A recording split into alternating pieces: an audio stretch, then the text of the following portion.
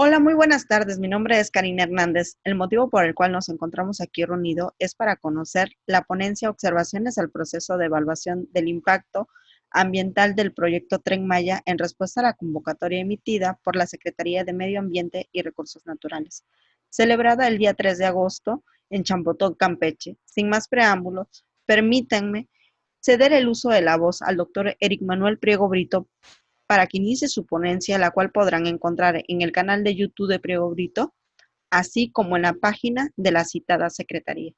Adelante. Muchísimas gracias, Karina. Gusto saludarles a todos. Y bueno, si me permiten, voy a compartir el- la ponencia con la que participamos hace algunos días en Champotón, Campeche. Fue parte de la consulta pública del Tren Maya. Estuvimos seis ponentes participando en este proceso y además de todas las intervenciones de especialistas y técnicos en diversas materias, representantes de organizaciones, instituciones, organismos no gubernamentales, academia y demás, ¿no? El objeto de esta ponencia es realizar las observaciones al proceso de evaluación del impacto ambiental del Tren Maya, conocido como PEIA, ¿no? Bueno, el contenido de esta ponencia se distribuye en 8 puntos. El primero, pues, contiene los que son los datos personales y la experiencia de un servidor.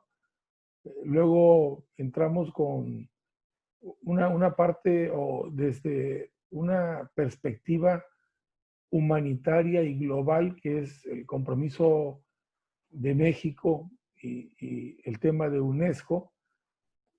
Luego tratamos las observaciones sobre la naturaleza del PEIA, del procedimiento. Hablamos posteriormente de la segmentación del proyecto para seguir con la idoneidad de la manifestación de impacto ambiental, es decir, del instrumento de la MIA para resolver la problemática peninsular. Pasamos luego a realizar un análisis de alternativas posibles. Todo esto obviamente de manera muy breve porque disponemos solamente de 8 minutos. Hablamos un poco del derecho de vía ferroviario y al final cerramos con unas conclusiones. Y bueno, damos inicio. Mi nombre es Eric Manuel Priego Brito, socio fundador de la firma Priego Brito. Practico Derecho Corporativo y Energético hace 20 años aproximadamente, asesorando a empresas y gobiernos en el desarrollo de proyectos de infraestructura, contratación de tierras, derechos de vía, temas legales, sociales y ambientales. Hemos participado a lo largo de nuestra historia en varios proyectos lineales, tanto en mar como en tierra, en los diversos estados donde tenemos presencia como firma, que son Campeche, Chiapas, Ciudad de México, Tabasco y Veracruz, desarrollando proyectos de hidrocarburos, gasoductos, oleoductos, electricidad, líneas de transmisión, carreteras, bordos de protección, agroindustria e inmobiliarios, regidos, como es el caso del tren, por el procedimiento previsto en la Ley General de Equilibrio Ecológico, o LEGEPA, y su reglamento. Y bueno, como señalábamos anteriormente y viendo este tema desde otra perspectiva, podemos señalar que no se trata de un tema local o regional, incluso nacional. Sin duda es global, porque tenemos un compromiso con la humanidad. ¿Y esto por qué? Bueno, México cuenta con una gran riqueza en cultura y natura. Gran parte es patrimonio de la humanidad. Somos de los países con más bienes inscritos ante la UNESCO. De los 35 bienes inscritos ante esta ante este organismo, 6 forman parte de la ruta del Tren Maya, convirtiéndose este en un gran escaparate, una auténtica vitrina itinerante, disponible para deslumbrar los ojos del mundo entero con la belleza del México bárbaro. Es decir, tenemos que ser conscientes que México, por ser un lugar privilegiado, ubicado geográficamente en una zona maravillosa, muy cercana al Ecuador, nos permite tener condiciones de vida y belleza casi inigualables. Somos muy pocas las regiones que tenemos esto, pero además, históricamente hablando también de la historia del hombre, así como de la evolución, porque sabemos que en Yucatán se dice que ocurrió gran parte del cambio de eras, pues debemos tener claro que muchas de las culturas se desarrollaron aquí. Y eso son parte de la civilización, de la historia del hombre, de la evolución. Y de estos 35 puntos, como señalé, pues 6 se encuentran nada más y nada menos que en la ruta del Tren Maya, lo que permitirá a naciones y razas enteras poder apreciar y conocer esta cultura y esta belleza. Estamos hablando de Palenque, estamos hablando de Siancán, estamos hablando de Chichén Itzá, estamos hablando de Uxmal, estamos hablando del pueblo fortificado de Campeche y estamos hablando de Calakmul. Tenemos que tener este argumento presente, muy presente, porque es muy importante considerar nuestro compromiso con la humanidad. Ahora, de inicio voy a referirme a ciertas aseveraciones que he leído y escuchado, particularmente sobre la naturaleza y alcance del procedimiento de evaluación del impacto ambiental. En adelante, PEYA.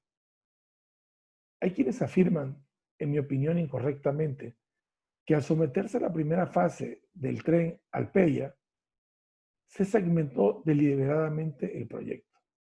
Primero, debemos aclarar, no existe dicho término en la ley.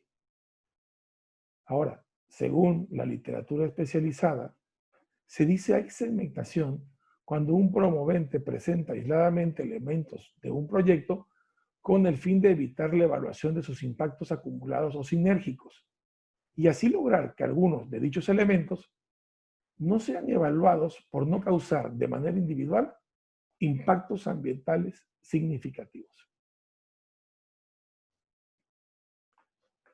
Considero, desde una óptica técnico-legal y de manera muy respetuosa, que este no es el caso. El proyecto está claramente definido. No hay segmentación en dicho sentido. Tan evidente y definido resulta que hoy existe y opera ya un tren en los mismos tramos que se están evaluando. Eso es clarísimo. Si por cualquier causa el tren permaneciera en esta fase, es decir, no continuara, no se desarrollara, podría sin complicaciones mayores operar. Tendría viabilidad por autonomía e independencia. Es sustentable. Cualquier fase 18:30 u otra actividad relativa deberá indefectiblemente considerar en su particular procedimiento evaluatorio incluir a esta fase del Tren Maya en su diagnóstico. Mas no puede ser al revés, pues esta es la principal y las otras secundarias, secuenciales y relativas. Merece la pena señalar que además del conocimiento empírico, nos dimos también a la tarea de investigar lo anterior para efectos de comparación y referencia. Y logramos datos muy interesantes. Numerosas autorizaciones carreteras relevantes autorizadas por la Semarnat en los últimos años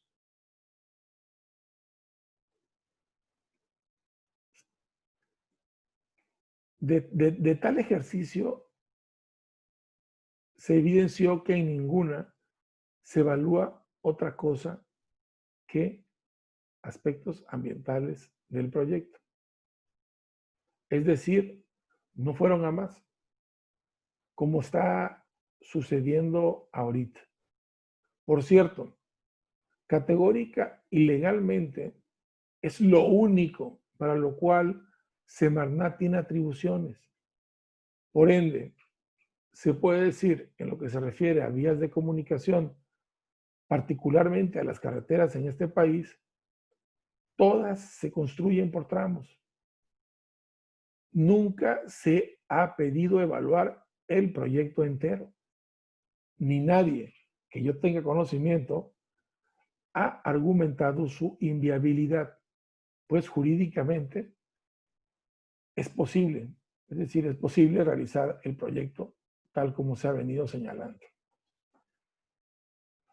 Hay quienes ya no ven adecuado el alcance limitado de la mía,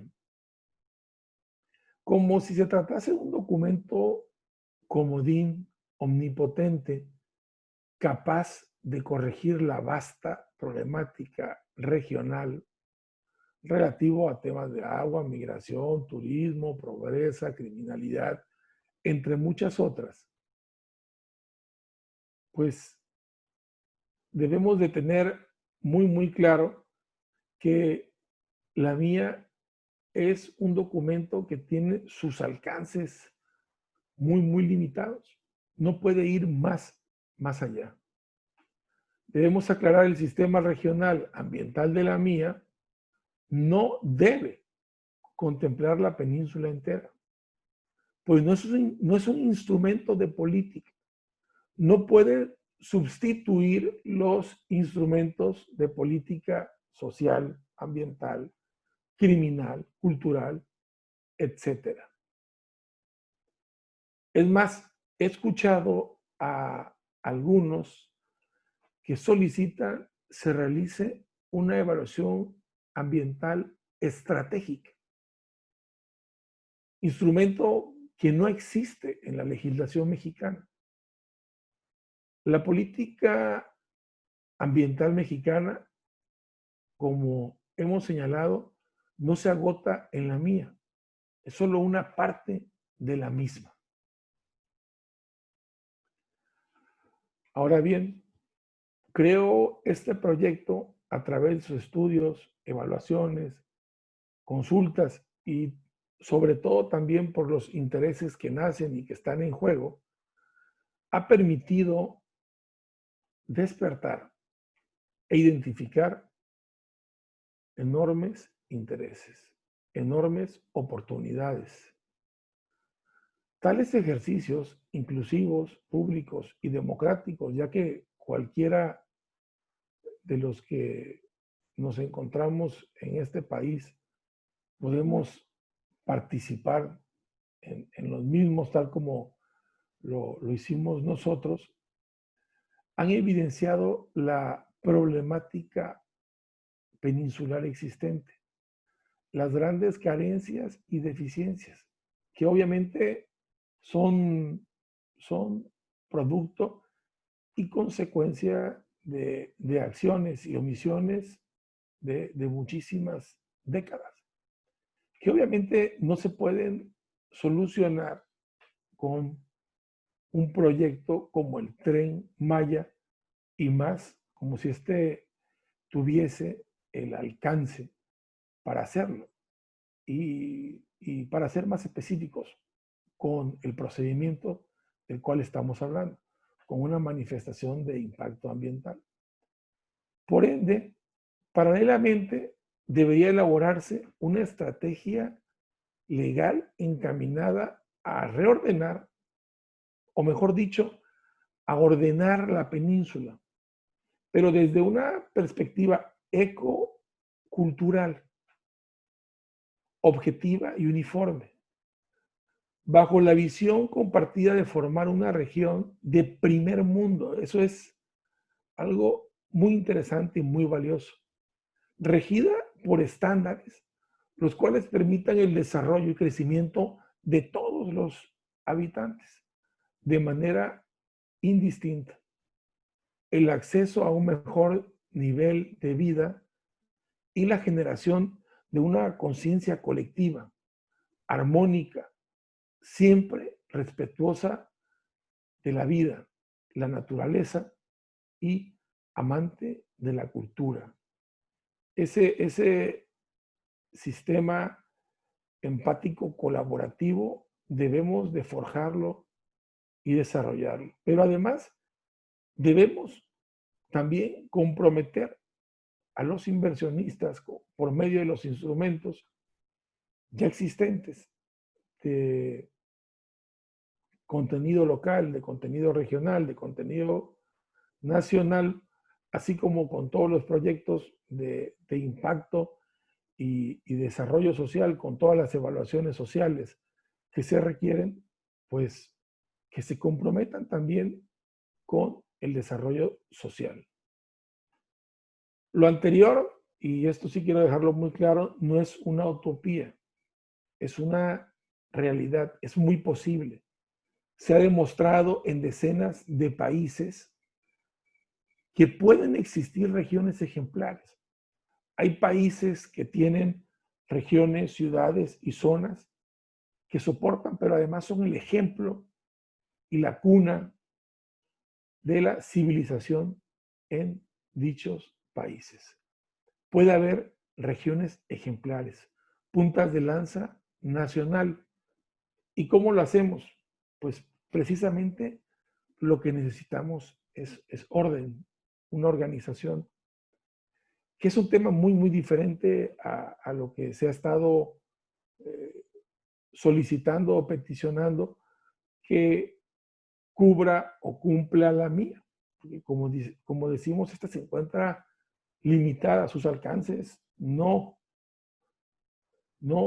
permiten que este instrumento logre enfrentar y resolver tal problemática.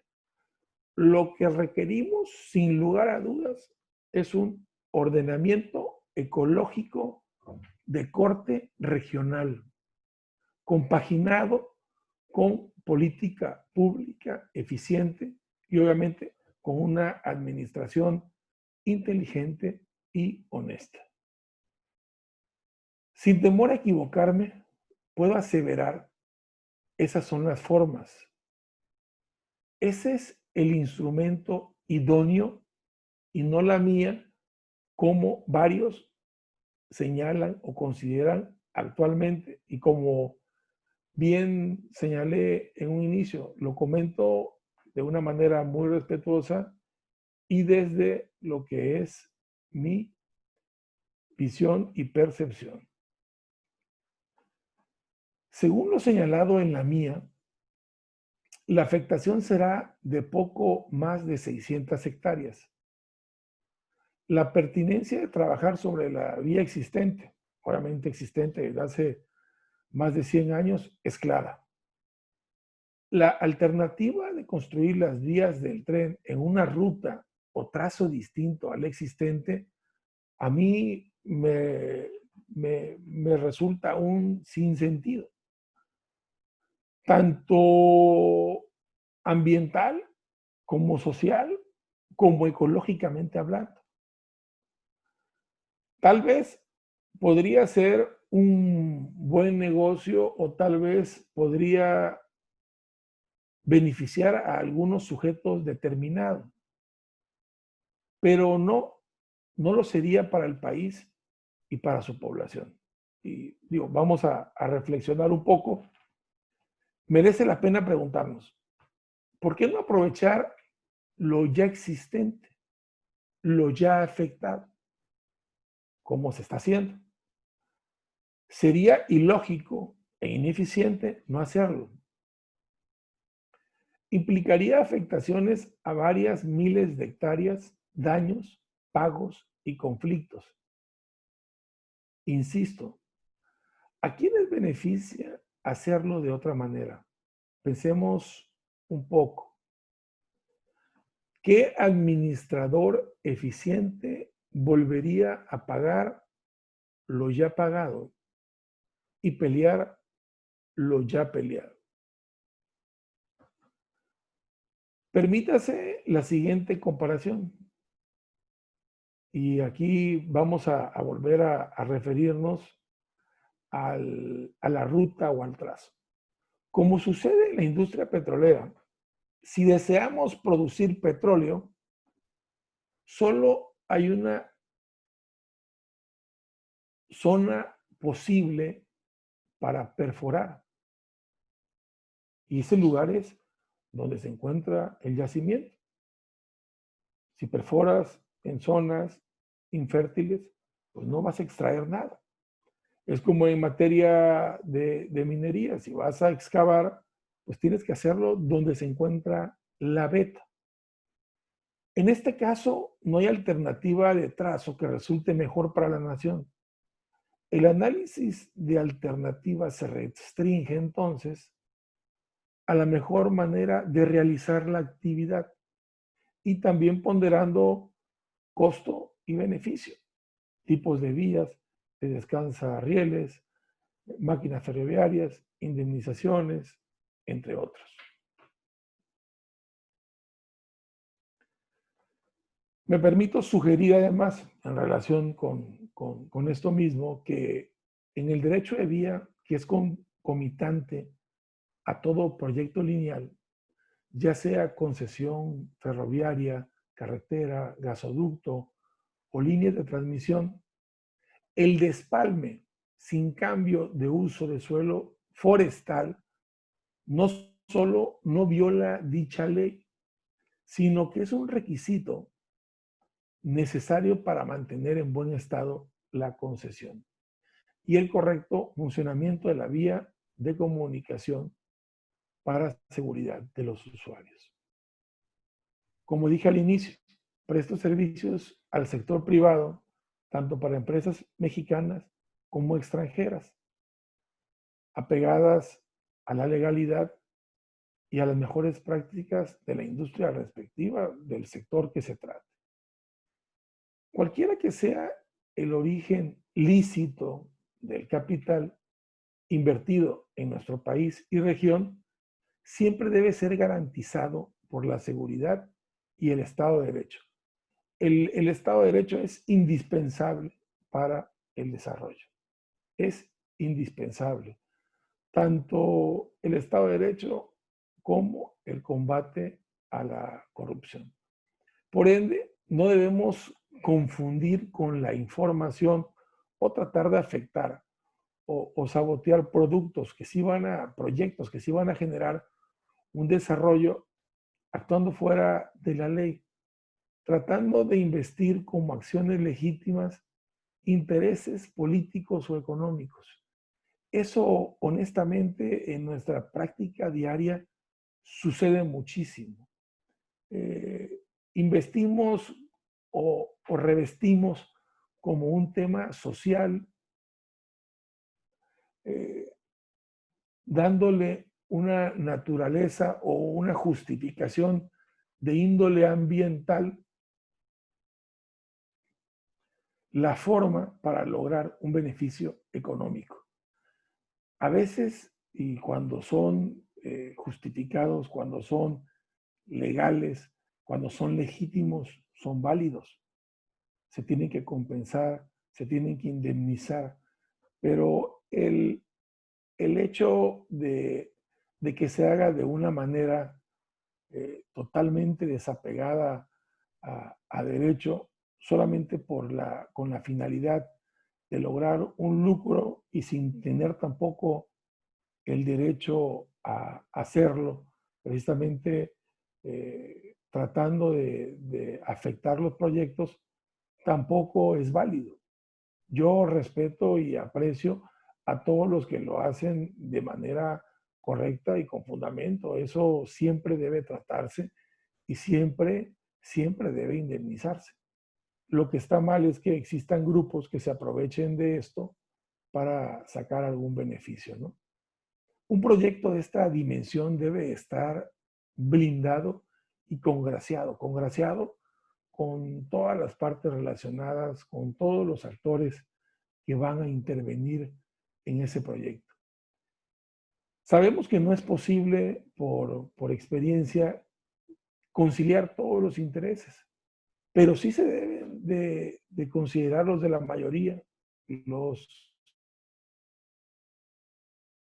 ese bien público, obviamente sin destruir, sin dañar la fauna y el ecosistema. Sí debe de haber siempre medidas compensatorias y debe de haber también medidas que logren sacar adelante el proyecto permitiendo el desarrollo armónico de la flora y la fauna.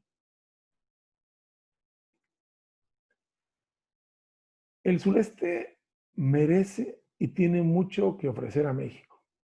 Es cierto que el sureste ha estado olvidado de la mano de Dios, como dicen algunos, y de la mano de los políticos durante casi toda la historia mexicana. Y bueno, hay razones para lo anterior a las que no obedecen a esta ponencia. Pero en este caso que estamos hablando de un patrimonio de la humanidad y de lo que al final vamos a argumentar como una razón de peso, una razón valiosa que se refiere a los que menos tienen, al tema de pobreza, creo que es un argumento suficiente, porque es una ventana que nos permite conocer a ese México hermoso que miles y miles de turistas llegan a visitar de manera frecuente, pero que además también deberíamos de visitar los nacionales. Como comentamos, la misma convención nos dice que se trata de una obligación internacional y es un compromiso con la raza humana. Por nada del mundo debemos dejar de compartir nuestra belleza y cultura, siendo este instrumento maravilloso para hacerlo. Es un medio muy, muy válido e inteligente. Por lo antes expuesto, considero un deber participar y tratar de dilucidar lo que a mi parecer es realmente trascendente. ¿Qué es y qué no es el PEIA? El alcance del instrumento per se, por sí mismo.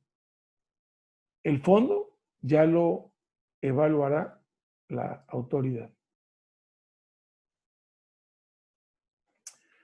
Hace unos días, y esto ya manera de corolario, porque platicábamos de cuántos países y cuántas rutas eh, culturales y paisajistas tan hermosas no existen en el mundo y discutíamos lo triste o lo pobre que sería que aquellos países no nos permitieran conocer esa belleza, llevárnosla, hacerla parte de nosotros.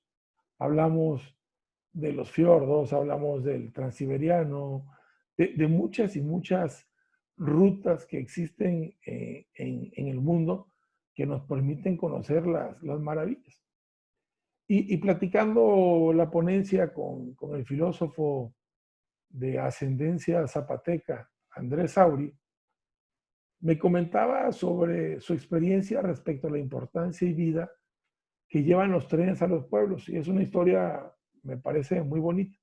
Metafóricamente hablando, serían como las arterias que recorren el cuerpo, transportando el vital líquido sanguíneo a cada órgano. En nuestro caso, un sistema biótico cultural. Rememoró la época de bonanza del tren en Tabasco, la ruta que conectaba Palenque, Chiapas con Balancán, Tabasco,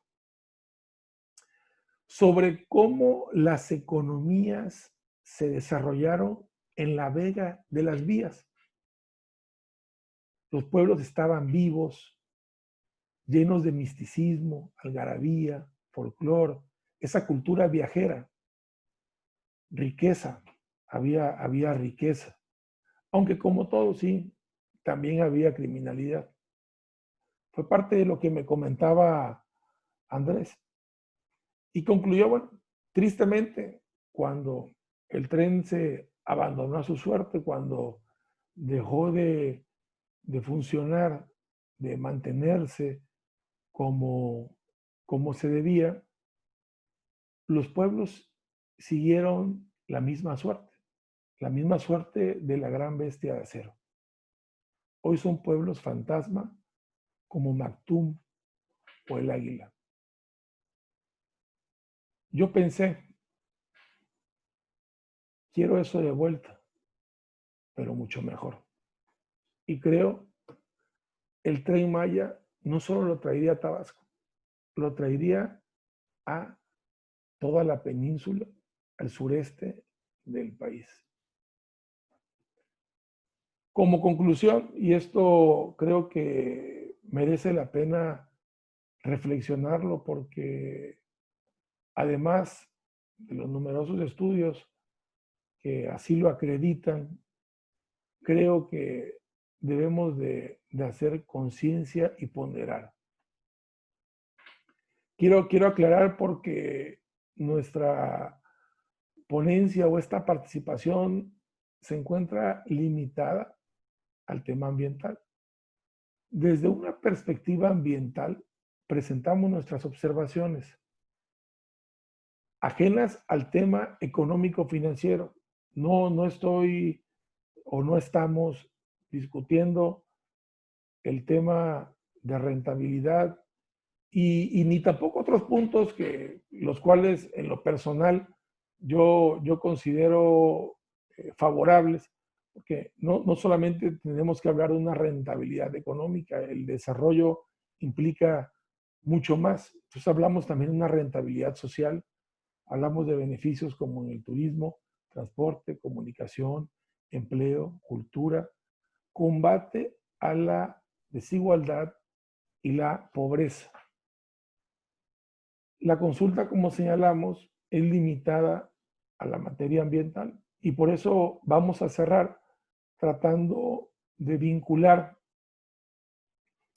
el tema ambiental con la pobreza. Mi postura definitivamente, y como les señalaba, en lo que respecta al tema ambiental es a favor del proyecto. Los efectos e impactos ecológicos son limitados, mitigables o compensables, es decir, controlables, puesto que ya existen los derechos de vía.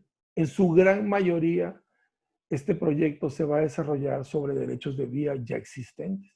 Como dije en láminas anteriores, no vas a volver a afectar lo ya afectado. Algunos te señalan y posiblemente de manera cierta, bueno, el proyecto los va a exceder. Los mismos derechos de vía no aplican, o los antiguos derechos de vía no aplican ahora, porque este lo sobrepasa, tiene muchos años.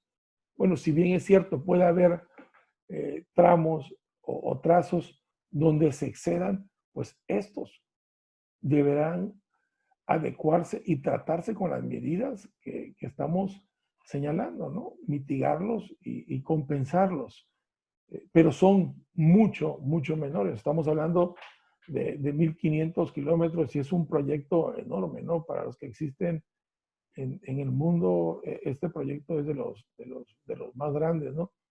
Hay otros que se están haciendo ahorita o que se planean para Sudamérica que serán mayores, ¿no? Superiores a los 4.500 kilómetros y van a atravesar todas las zonas de 3 países directamente y interviniendo 5 países en esos proyectos, ¿no? Como el bioceánico.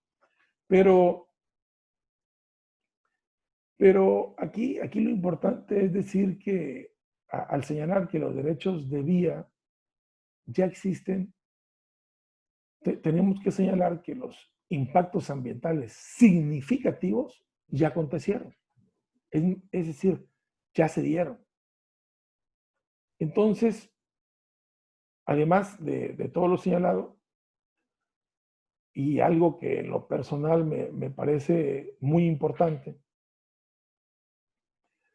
acorde diversas evaluaciones, la balanza se inclina hacia lo positivo.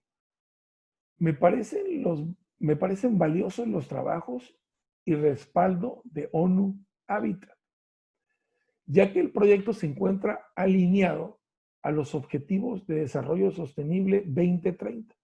Para mí, cumplir con los Objetivos de Desarrollo Sostenible es un compromiso que no podemos dejar fuera por ningún motivo como país y debemos de cumplirlo en otras áreas, en otros sectores y con otros proyectos, con energías y con muchas cosas más. Y aquí especialmente me refiero al objetivo 11. Este objetivo 11 es lograr que las ciudades sean más inclusivas, seguras, resilientes y sostenibles. Lograr eso sería maravilloso.